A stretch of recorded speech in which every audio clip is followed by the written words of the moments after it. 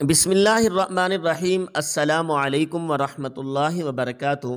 اللہ تبارک و تعالیٰ کا مومن کو حضور نبی اکرم صلی اللہ علیہ وآلہ وسلم پر درود و سلام بھیجنے کا حکم۔ حضور نبی اکرم صلی اللہ علیہ وآلہ وسلم پر درود بھیجنے کی کیفیت: جو مجھ پر ایک دفعہ درود بھیجتا ہے، اللہ تعالیٰ اس پر 10 مرتبہ درود بصورت رحمت درود بھیجتا ہے۔ جس مجلس میں حضور نبی اکرم صلی اللہ علیہ وآلہ وسلم پر درود نہ بھیجا گیا، وہ قیامت کے دن اہل مجلس پر حسرت بن کر نازل ہوگی۔ بدبخت ہے وہ شخص جس کے سامنے میرا ذکر ہو اور وہ مجھ پر درود نہ بھیجے۔ ہر دعا اس وقت تک حجاب میں رہتی ہے جب تک حضور نبی اکرم صلی اللہ علیہ وآلہ وسلم پر درود نہ بھیجا جائے۔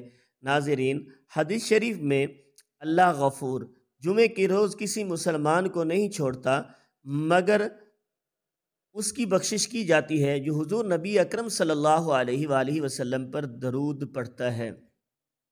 اس کے علاوہ ناظرین، جمعے کا دن تمام دنوں کا سردار ہے اور سب سے افضل ہے۔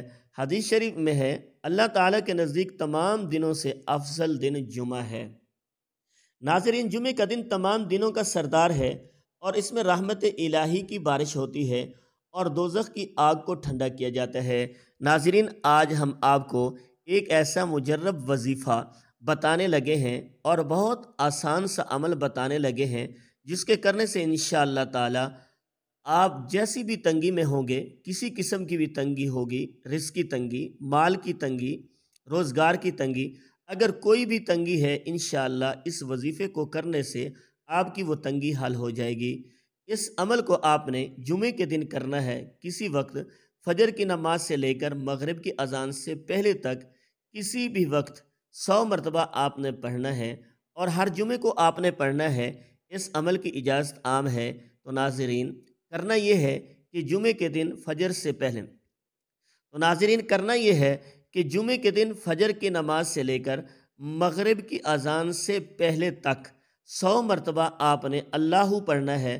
صرف اللہ، اٹھتے بیٹھتے چلتے پھرتے کسی بھی وقت ایک تسبیح آپ نے اللہ کی کرنی ہے اور ہر جمعے کو آپ نے یہ تسبیح کرنی ہے۔ آپ انشاءاللہ تعالی آپ دیکھیں گے کہ آپ کی تنگی کیسے دور ہوتی ہے۔ مگر جمعے کے دن آپ نے 100 مرتبہ اللہ پڑھنا ہے۔